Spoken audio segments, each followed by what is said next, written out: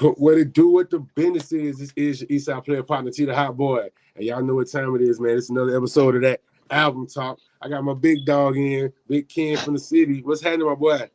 What up, my boy? What up, my boy? Chilling, man. Chilling up here in the Upper East Coast now. Far East Coast. Yeah, I mean, I ain't gonna lie, my feelings are still there. I'm a Southern boy at the end of the day, but I'm also acknowledging it's like they kind of beat us up in space up here because everybody wants to go to Georgia. How you Hey, doing man, this evening, though? I'm a partner say, man, don't come down. We full.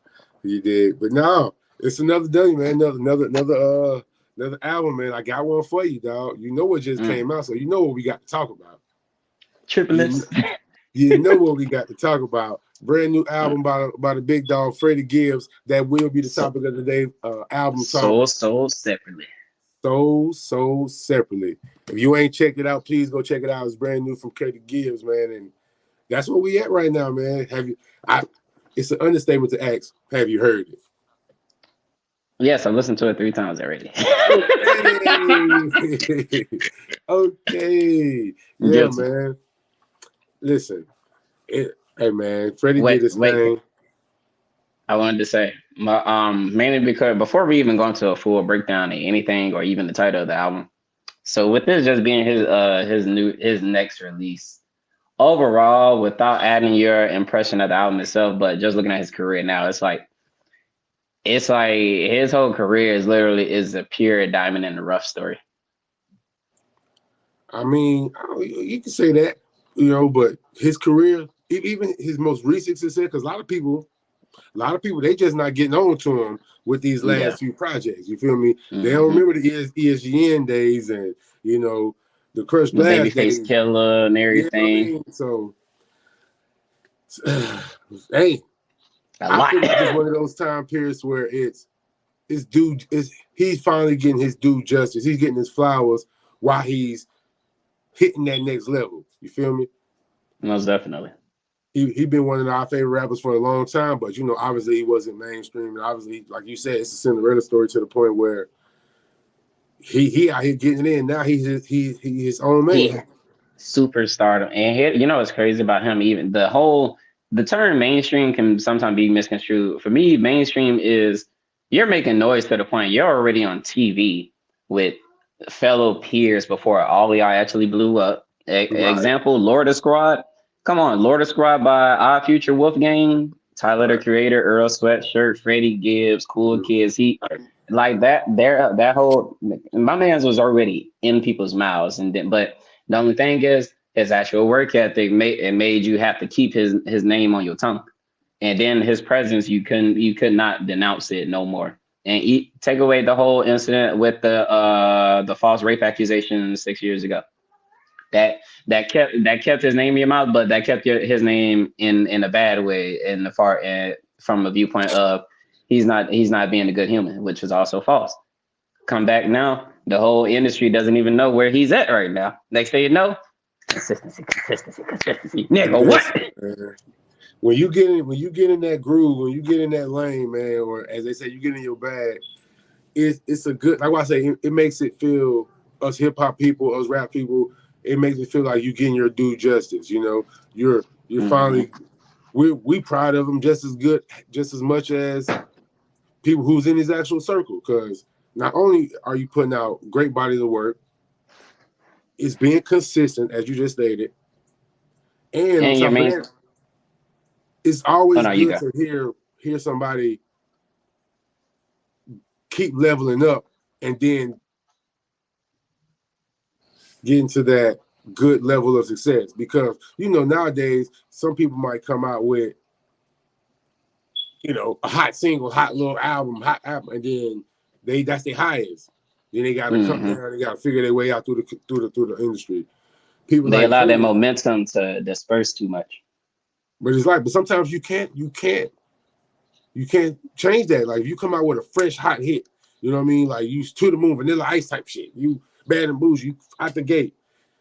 A lot of times you can't sustain that because you already at the mountaintop in your first go round versus being around, falling, getting up, falling, getting up. And then as you starting to have your voice and be your own man, your own woman, your own artist, when you hit when you hit that plateau or you hit that peak, it's like, man, Mm-hmm. those of us who've been with him, I appreciate it. People who just new to him, they're witnessing greatness like some of us already seen. You know? And I ain't gonna lie, I found the positivity in that more than just looking at some people here like he been out. But it's more or less like, oh, I'm actually glad you finally caught on to greatness already. Finally. You're right, But right. well, overall, it's just a testament to not allowing yourself to be pigeonholed, whether from like a life standpoint to a career standpoint, or even from a productive standpoint. Like, just keep putting yourself out there and maintain the director that you're on. Right. I mean, listen, nothing else, man. I'm ready to get into this talk, man. You feel me? Because my boy, like we say, he been consistent. Look at his last 4 or 5 projects. What was it? Look at this. Look at this. Wait. Now, if we have to go by last 4 legitimate projects, Alfredo, Bandana, Fetty. Oh, don't forget about Fetty now. No. I said Fetty first. I said Fetty first. I'm saying them in orders by backwards. Oh, for sure. Alfredo, Bandana, Fetty, Freddie. You only live twice. And no, 15. You like say you forgetting about Pinata. No. I'm going in order. His real album. For sure. So I only said those 5 simply for the fact those 5 are very important because those all came immediately after he almost got hit with a horrible setback. Definitely. Like, I love Pinata became his Trojan horse to let people know, like, y'all thought I was just a Midwest trap rapper. Now y'all got me messed up. And went to work. He dropped Bandana, and then now my personal genuine favorite album of his of all time is actually Shadow of a Doubt, because you get versatile Freddie Gibbs, but you get bars, you get story. Oh my God. So separately is the sequel to Shadow of a Doubt. Oh my God. Okay, we're gonna talk about that later. But like, basically, all in all, what I was trying to say, consistency, and nobody's really he's really never going to put a brake on his gas right now. And now, all right, yeah, like you said, let's officially start this damn album. First impressions, or are we talking about? I'm loving it, bro. I'm loving what you're talking to. Because it's like with that, bro. I ain't even never lied. It's another thing of like being able to grow with an artist too. It's like you look at his position and you look at yourself too. It's like you was able to grow with him at a horrible moment. You probably wasn't in the horrible moment, but your mind state was probably matching his at the time. So it's like looking at Shadow of a Doubt, and then he almost went and got stuck in a hole just to immediately return with You Only Live Twice, and then look at us now. And now his most versatile album. This is his most versatile album, and then also, pen wise, this might be his most actually thought out album. In my honest opinion, this might be his most thought out album. Boy, that motherfucker's putting that shit out there, boy. You hear me? He was putting he put the talking powder in the coke. What you talking about? Damn. He put the talking powder in the coke, man. What? Look here, dog. I'm on some like the man did his thing to the point where the game is what the game is. You're gonna have the rap is the only genre where we have multiple genres inside of it. They don't got all that in pop and country. You getting ballads and death ballads or some shit. But man, I'm on some like, listen, this is what we need. This is because we've been talking lately. We just did a show about, we haven't posted that yet. We just did a show about the JID project. We talking about album of the year contenders back to back to back. You see me? And the thing is, this year is reminding me of Joey Badass. Come on, man. Bro, okay, so look. 2000 is the literal album of the year contender. I only have one big negative. I would have loved for him to usher in some of that actual, like, that actual 2000 sound, like Like he was doing it on the project, but he wasn't really energy wise. He wasn't stepping into it like that. You made my Wi-Fi go out. Hold on.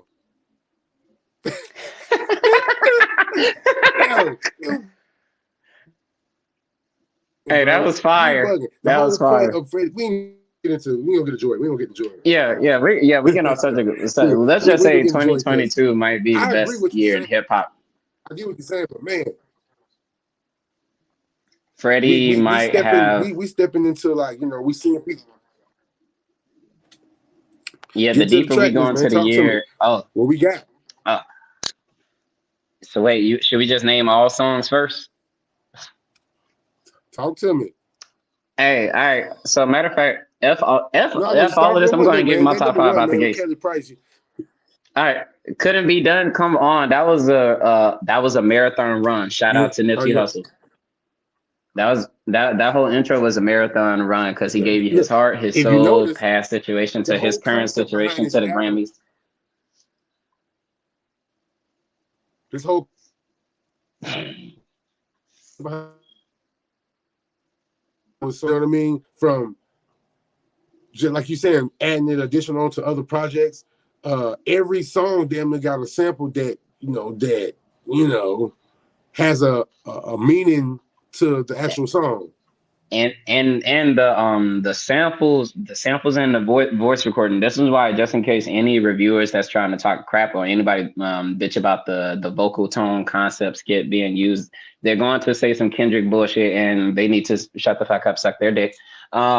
He did that in a way, bro. Like for real, like come on. Overall, the man executed the whole samples to the whole voice recording of the Casino, which is literally technically the devil talking to you and trying to get at you. But a lot of these samples are soul based, but a lot of the original songs that these are sampled off are like enlightening, endearing, or at least keeping your chin up on a daily basis songs, which ties in with a lot of his music in general. But this album in particular, though, it connects with the voicemail that connects to the second song, that it makes you have to rotate the whole thing as if so this might be a bar I just brought up. Think of if you was a CIA agent and you had to read through his whole album. You're finding out so much shit, which, oh my God. Now, if that was his trick to have somebody say that, he might be the greatest rapper of all time by having me even put that little metaphor or analogy together just now. Right. If my explanation leads to the actual concept, yeah. I'm going off on a tangent because the album is fire. It's that fire. First song, a fire. It was beautiful. Kaylee Price reined that in perfectly with the lyrics and bearing her soul, which bro, I ain't gonna lie. We could just do this off of one song to represent this whole album. But all right, you go next. You start off with the second track. Now well that's gonna lead me to. And I'm thinking the track list for one. If we see that again, I feel like the track list has its own meaning to storyline, your soul or soul. It actually, bro, if you think about it, the way the track list is named and set up, it actually is a storyline. Of course, like actually read it out. That's what I'm saying. Listen what I'm saying, bro. That's where I'm going. The code, they said it couldn't be done. So here he is, being at the top of his game. They said it couldn't be done. Then they said he's the blackest in the room because you know what I'm saying. Then he the blackest, richest, and most. But he didn't have to compromise himself to get to this point. And you hear that through the album when he's talking about when dealing with people he's dealing with coming up from the streets, from he's he a VL. You did what I'm saying, Midwest. Y'all know what time. Those who know, you know what I'm saying. Coming from where he's coming from, dealing what he's dealing with, hustling, getting it in. Now he didn't have to sell his soul. He didn't have to be like Jesus. He didn't have to be like this person. You know what I mean? Like he said, he always wanted to be with G Unit, but they said he sounded like Young Buck. You see what I'm saying? So it's kind of like he would have been a better fit. He would have Fuck been to you and an amazing fit. He would have replaced Young Buck and Tony Yayo. that fit, real talk. You know, it's like they probably would have went further and everything, but that's another story. So as the It's track a list is going timeline that's on, non-existent. so like, I mean, you just can't fake your way to it, man. You got to keep on going. You feel what I'm saying? So you see the whole track list going from said it couldn't be done, then it's telling you I went through pain and strife, got no pain and all that. So I still keeping. Yep, and then he's actually like the midsection is him actually getting in a better mood where he sees like the more successful or the more he's being himself from a productive and standpoint, carrying himself differently, the higher his access to certain things financially or spiritually is starting to increase. But and then when you get to the last third of the album, I just also realized if you think about it, all 15 tracks is split into 3 sections. The 3 sections. First one is the struggle. Second one is Man, you stay splitting shit up, man. bro. Come on, the last tracks, Grandma Stove, CIA to Decode It.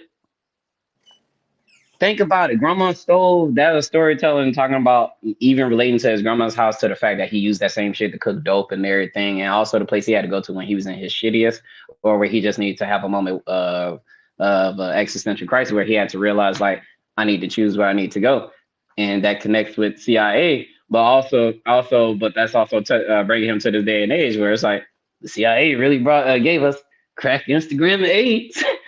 But then the bonus track, because you got a decode day, so I get you on that point. Just like the Jay-Z book, yeah, I get you on that point.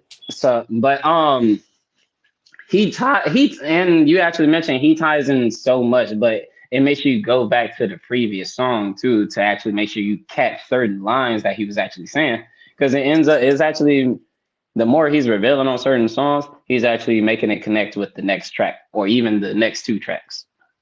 Yeah. Well, sure, I'm gonna get right into it then, man. Give me your top 5. What's your top 5 from So Separately by Freddie Gibbs? Top 5 show me the track songs list one you more got time. on repeat. Hey, I know we might be too early to call it a classic, but I mean, I'm in that line. You feel me? I'm not calling it a classic because I wanted to call 5 other albums that came out this year classics, but I'm definitely not going to do that.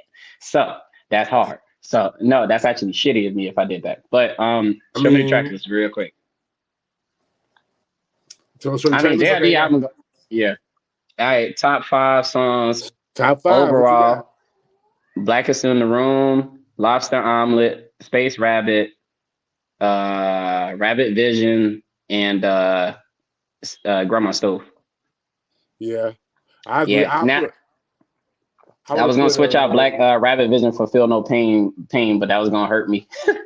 No, I will keep that for me. In my opinion, for me, even though that Feel No Pain growing on me a little bit more, but my top 5 will be let me see,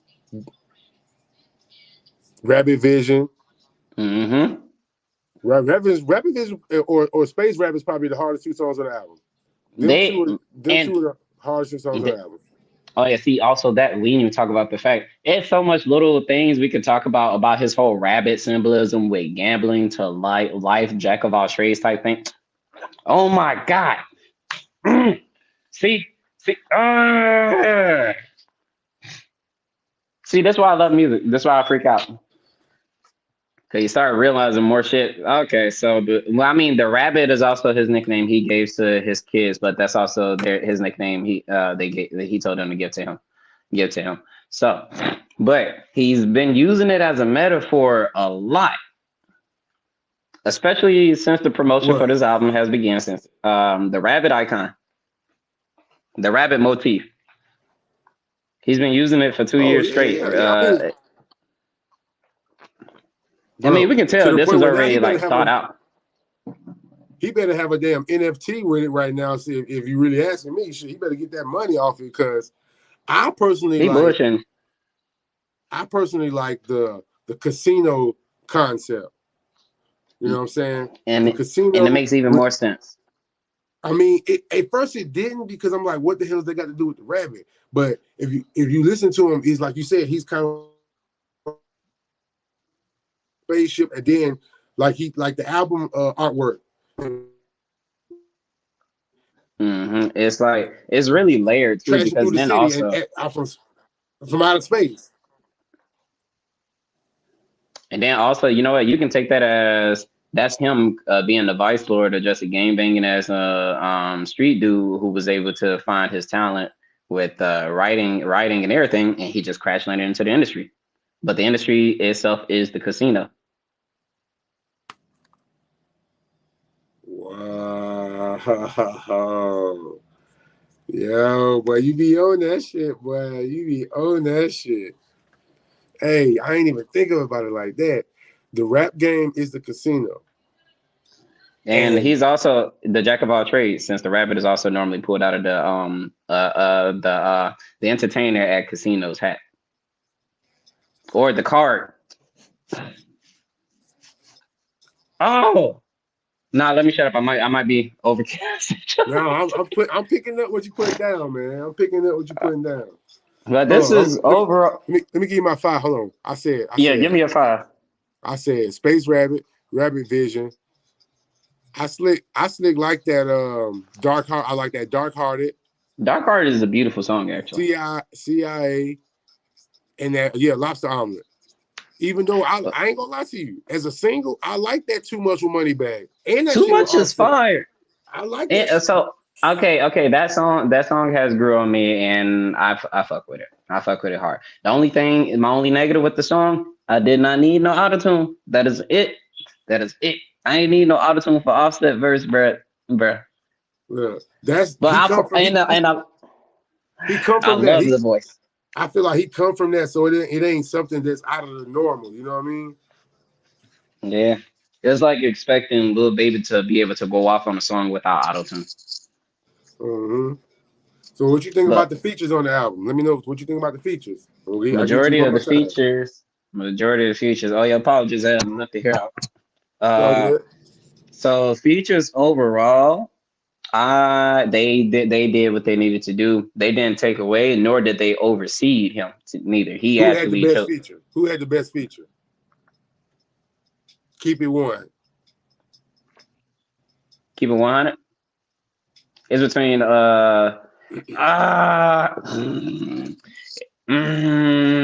it's a fight. It's between Anderson .Paak, Music Soul Child, and DJ Paul for me. And so, have you noticed I only chose one rapper? DJ Paul. It's between DJ Paul, Music Soul Child, and Anderson .Paak for the best features for me. Pick one. Oh, Anderson .Paak.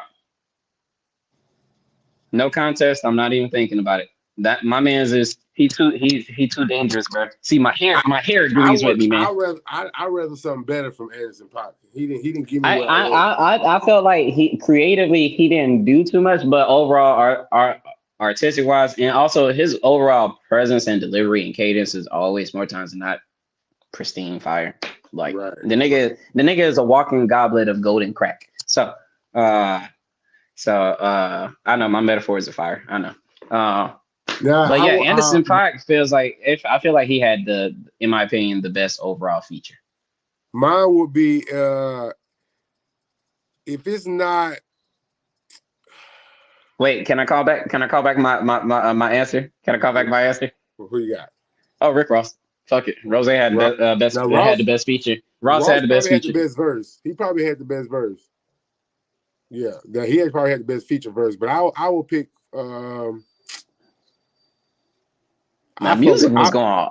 I say Offset or Scarface. Yeah, Scarface came to eat. Scarface came to eat.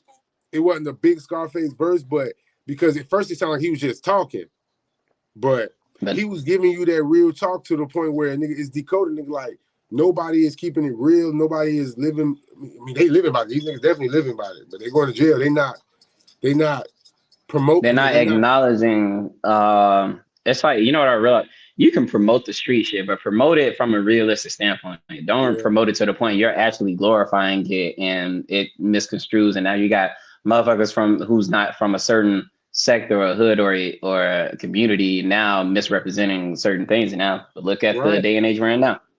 right. Like And that's also he spoke on that a lot through the album. And I need a lot more I need a lot more street niggas who turned into rap artists actually just talk that talk in your music. I don't always want to hear you talk about your pedophilia. I don't always want to hear about your girl found out you cheating because you decided to smash another dude's wife.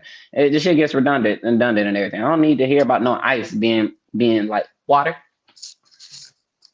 And you wonder why niggas out here thirsty on your ass. You know what I'm saying? Because you out here talking about not you, but talking about you talking about all this. That was my expression was in agreement. It was like exactly because like the skit off of JID album for Westbrook. We're all given the same plate at the end of the fucking day. We're all given the same lifeline at the end of the day. But the fact that you're wasting your energy and spirit to come and eat off of mine is incredibly low of you and incredibly dumbass of you. It's skit and the reason we even talking about it because it has something to do with this album. If you're not acknowledging the tools you got at your hand, like Freddie Gibbs did with the representation for this album too, if you're not acknowledging the tools and the assets and the help that you have behind you and in front of you, you're just worrying about it, and then you're going to make the mistake of start trying to eat off of somebody else, and then you're going to be asking for attention when you shouldn't have to demand attention when all you have to do is properly come as you are. Right. So ultimately, man, I'm saying I feel like this album is damn near on its way to being a classic. It's definitely going to album for this week because I don't think because my man's Don Trip, he came out with an album this week, and I feel like it's hard too. You need to check that out. You know what I mean? But wait, did Starlito drop something this year? Lived up to his expectations, bro. Yeah, early this year he dropped that parental advisory. Yeah, he did. Something like that. All right. So yeah, that's all. I don't really have no more commentary in regards to Freddie's album. He delivered, so he officially dropped the album of the year contender. I ain't even want to say that shit. I mean, I ain't even want to say it. Same with. It's only been a weekend, so like we stated before, man. If you guys haven't checked it out, please go ahead and check that out. And please do. I feel like it's one of those albums that's not a skip. And then if you're not a fan of his yet, this might be an introduction. If you are a fan of his and you didn't like what he done before, this might be a reintroduction. You know what I'm saying? Or if you're just not a fan of his for whatever reason, you know what I'm saying? Salute to you, fuck you. You know what I'm saying? You know. Most definitely. But other than that, man, I feel like this has been another album review to the point where we're gonna be hitting y'all with all the classes that we got. You dig what I mean? If you got any suggestions that you want to suggest us for us to review, anything else to check out, or things that we probably already heard that's been out for a while, because we know the classics. You feel me? One thing about it, we got classics, so it's not a problem for us to go back and read. We talk about an album that is certified a classic. Facts, big old facts, and also, all in all, I'm also glad for y'all folks for lending us an ear. Thank y'all for inviting even just welcoming us and taking the time to even listen to our perspective on this. And also, just to also let you know, Gangsta Gibbs is here to stay. Gangsta Gibbs is here to stay. But I also want to say this too. Shout out to Gangsta Gibbs because I love all his music and he dropped a hell of an album of the year contender. JID got album of the year though, nigga. Hey, it's up there right now, man. Most definitely, and I ain't gonna lie, I will have. I was gonna say, truth be told, we can go and do that review tonight or tomorrow night. I get off in the middle of the day. But yeah, that's what I'm saying. We got plenty of reviews coming out, man. So they know this is anything y'all want us to do. Hit us up in the comments. Tag me on T the Hot Boy. That's TEEDAHOTBOI on any social site. Any album, anytime. Y'all disagree with us? Let me know. Put it in the comments. If y'all agree with us, please, I want to hear your perspective. I want to hear a proper counter argument. Now, if you're coming up here on some empty things, I don't even want T to speak because he might offend you. Me, I'm probably going to destroy you. So be prepared. But we're welcoming it's all love. We're all welcoming different viewpoints on this. And also thank y'all for listening in. Tune in, man. We on to the next one. Peace.